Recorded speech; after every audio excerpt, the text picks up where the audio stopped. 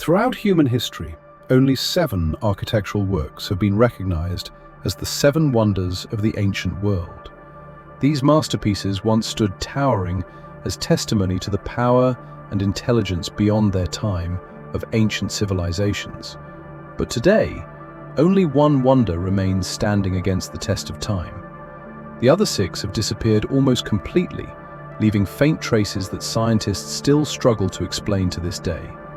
Mainstream science often explains this disappearance with simple reasons like earthquakes, fires, or the ravages of time. Historians still believe that nature and humans gradually destroyed these great structures over many centuries. But when we dig deeper into each detail, the story becomes much more complex. What remains in ancient documents and beneath the earth shows a completely different picture, one that modern science still cannot fully explain. Let's start with the Hanging Gardens of Babylon, the wonder known as the garden in the sky amid the arid desert. According to ancient Greek texts, the Hanging Gardens were built by King Nebuchadnezzar II around the 6th century BC. Descriptions tell of garden terraces stacked upon each other, rising 23 meters high, irrigated by a complex system of machinery pumping water from the Euphrates River to astonishing heights. Lush greenery covered the stone terraces, creating a green oasis in the heart of the scorching desert. But here's the strange thing. After centuries of archaeological excavation in Babylon, not a single archaeologist has found convincing physical evidence of the garden's existence. No foundations, no water pipe systems, no pottery fragments recording this structure in original Babylonian texts. All we have are accounts from Greek writers who wrote about it centuries later. Some modern researchers pose a bold question. Did the Hanging Gardens actually exist in Babylon, or were they located somewhere completely different? In 2013, a British researcher proposed a shocking hypothesis. She argued that the Hanging Gardens were actually located in Nineveh, over 500 kilometers north of Babylon, built by King Sennacherib rather than Nebuchadnezzar. She found ancient stone reliefs depicting multi-tiered gardens and an 80-kilometer canal system bringing water from the mountains. If this is true, history has been wrong for nearly 2,000 years about the location of one of the greatest wonders. This raises a challenging question. How many other things we think we know about the past are actually just repeated misunderstandings? Moving to the statue of Zeus at Olympia, a 12-meter-tall sculptural masterpiece created by the great artisan Phidias around 435 BC. The statue was made from ivory and gold, with Zeus sitting on a golden throne, holding a scepter and a statue of the goddess of victory, Nike. Light reflecting from the gold sheets created a brilliance as if the deity was truly present. Ancient documents describe the statue with details down to each fold of clothing, each strand of beard, leaving viewers overwhelmed by its superhuman beauty. Mainstream science claims the statue was destroyed in a fire during the 5th or 6th century AD. Historians believe that after Christianity became the official religion of Rome, ancient pagan temples were closed or destroyed. The statue of Zeus was supposedly moved to Constantinople, where it was burned in a great fire. But no contemporary documents confirm its exact final fate. The strange thing is that during excavations at Olympia, archaeologists found Phidias's workshop with tools and molds still intact. They found pieces of ivory, colored glass fragments, and even a cup engraved with Phidias's name. These findings prove the statue was truly crafted here, but not a single fragment of the Zeus statue itself was found. Not a piece of gold, not a piece of ivory from the completed work, as if someone had carefully dismantled each detail and taken it away without leaving a trace. Some researchers propose the bold hypothesis that the statue wasn't destroyed, but was moved and hidden. Gold and ivory are precious materials, and completely destroying such a masterpiece seems illogical. Perhaps some group protected it from religious fanaticism, moving each piece to a safe place never yet discovered. If this is true, could the statue still exist somewhere, hidden in a secret vault or in the archives of some noble family. The Temple of Artemis at Ephesus is another story of mysterious disappearance. This temple was built and rebuilt many times, with the final version completed around 550 BC. The structure stood 18 meters high, with 127 marble columns, each over 18 meters tall, creating a majestic forest of stone. Inside the temple was a statue of the goddess Artemis, made of gold and ivory, along with countless treasures offered by various nations. In 356 BC, a man named Herostratus set fire to the temple just to become famous. The temple was later rebuilt again, even more magnificent. But in the 3rd century AD, the Goths ravaged Ephesus, destroying the temple once more. By the 4th century, when Christianity rose to power, what remained of the Temple of Artemis was completely demolished, its stones used to build Christian churches and other structures. But the real story begins when archaeologists conducted excavations in the 19th and 20th centuries. They found the temple's foundation, some column fragments, and exquisite sculptures.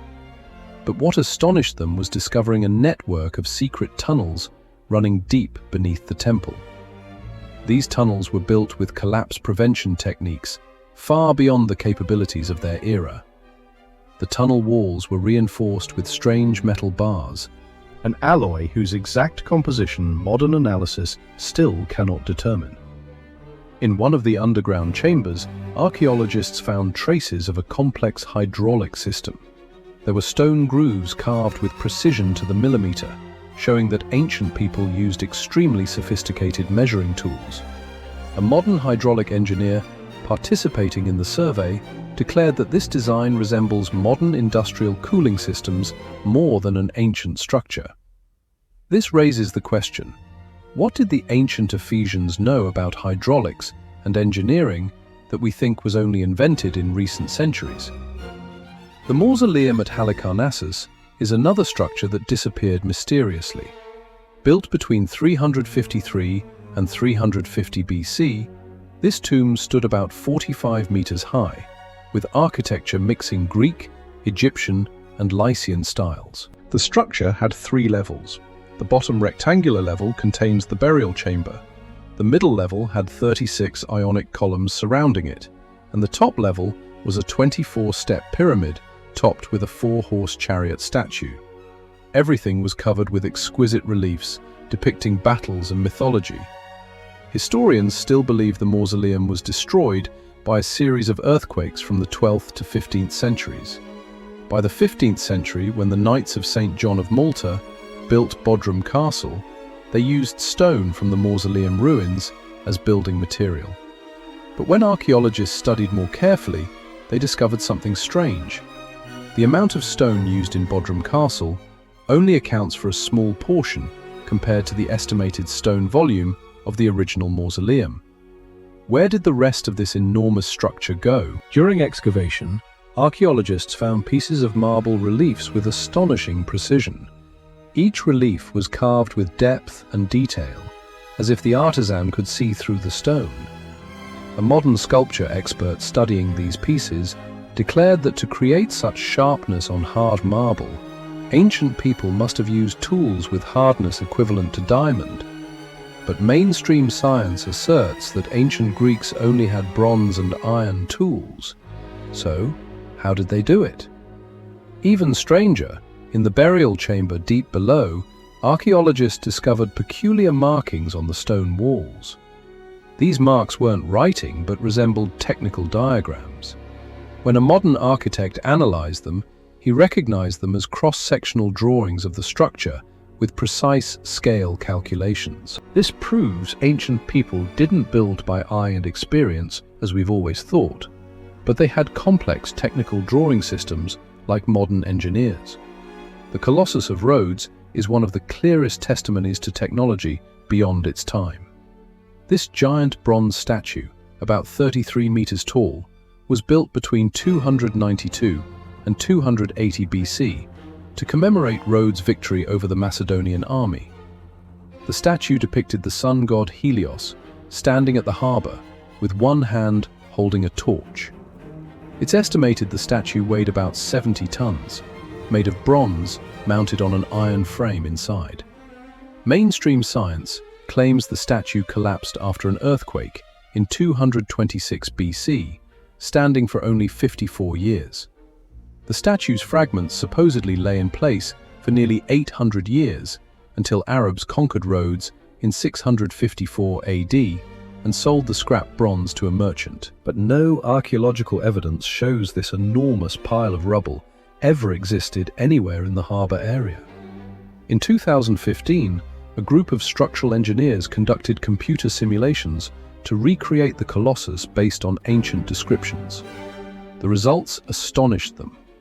For a 33-meter tall bronze statue to stand upright without collapsing under its own weight, the ancient Rhodians must have had deep knowledge of gravity distribution, material load capacity, and industrial-scale bronze casting techniques. They had to calculate the center of gravity precisely using internal iron reinforcement in ways that even 19th century engineers still struggled with. But here's the strangest thing.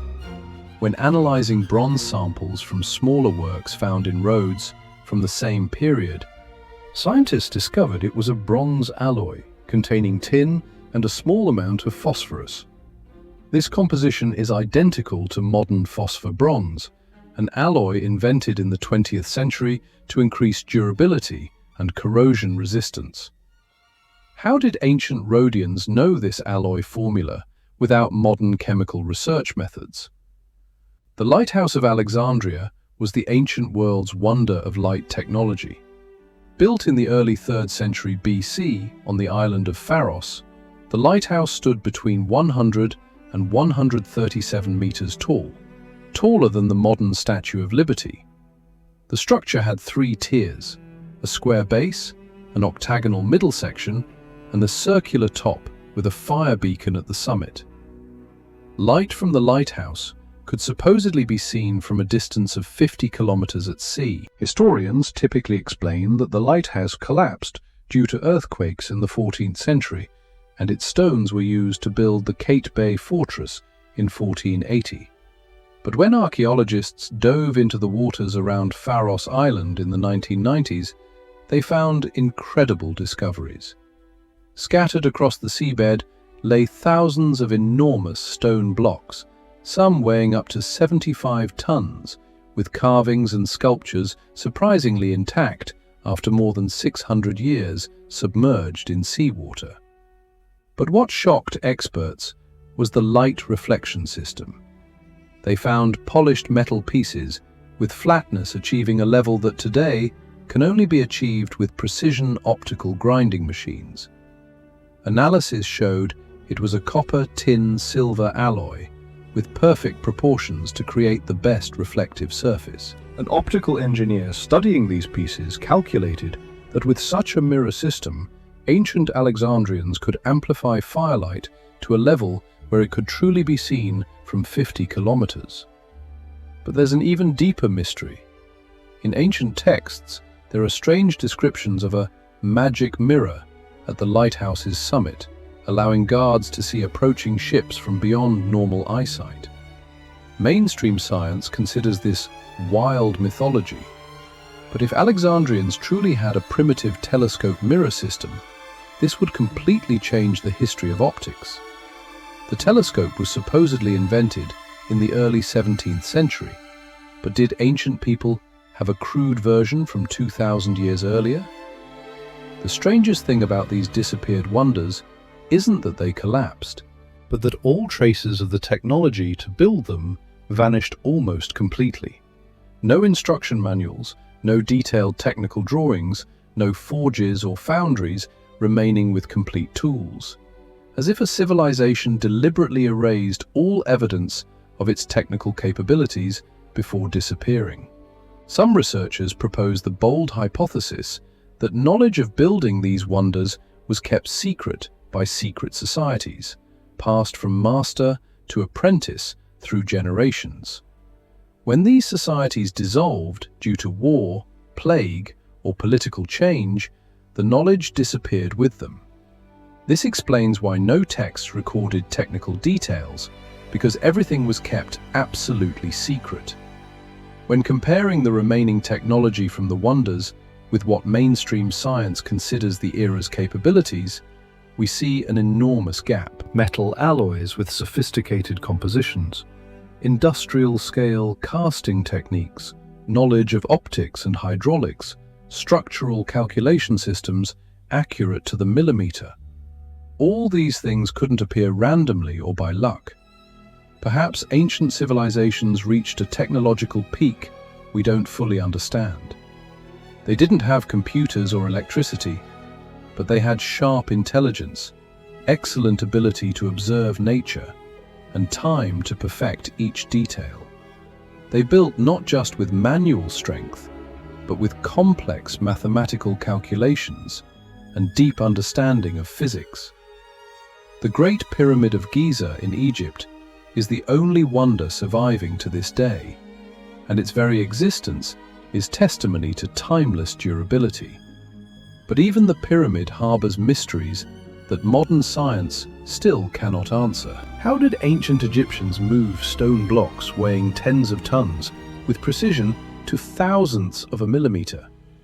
How did they create internal tunnels without error of even 1 degree, despite digging from 2 opposite directions? The disappearance of those 6 other wonders forces us to question the very nature of progress. Is history truly a straight line upward from primitive to civilized?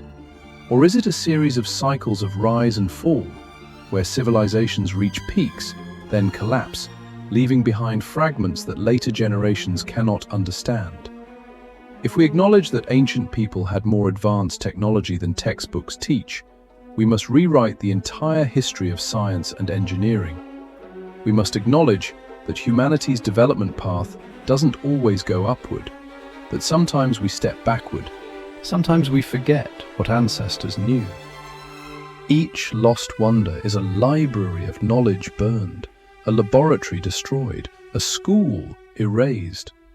We can find fragments, study each remaining detail, but the complete picture of ancient civilization's true capabilities remains obscure. What we know is only the tip of the iceberg, most still submerged deep beneath layers of earth and time. The story of the 6 lost wonders isn't just a story of destruction and forgetting. It's a reminder that knowledge is fragile, easily lost, if not preserved and passed on.